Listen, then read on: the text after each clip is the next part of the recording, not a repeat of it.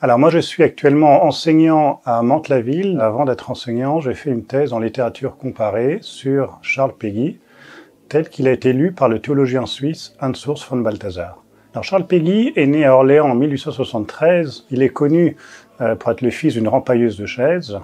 Il est connu aussi pour l'importance qu'il a donnée à l'école. Grâce à l'école, il est entré à l'école normale supérieure. Après, il fonde une revue.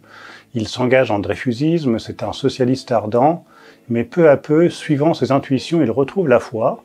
Sauf qu'il avait épousé une femme non chrétienne, et donc il se trouve dans une situation chrétienne assez compliquée, où il veut vivre les sacrements, mais du fait de son mariage non sacramentel, il peut prier, mais il ne peut ni assister à la messe, ni recevoir la communion, ni recevoir la confession.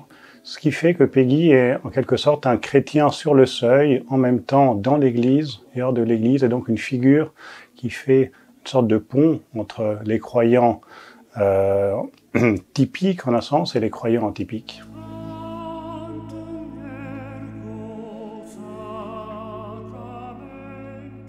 Alors cette citation provient des prières que Péguy écrit après son pèlerinage à Chartres.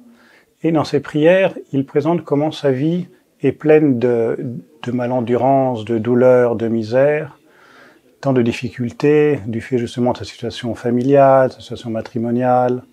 Et pourtant, toutes ces difficultés n'ont pas laïcisé, c'est-à-dire n'ont pas rendu vide et creux et athée son cœur qu'il a voulu sacramentaire.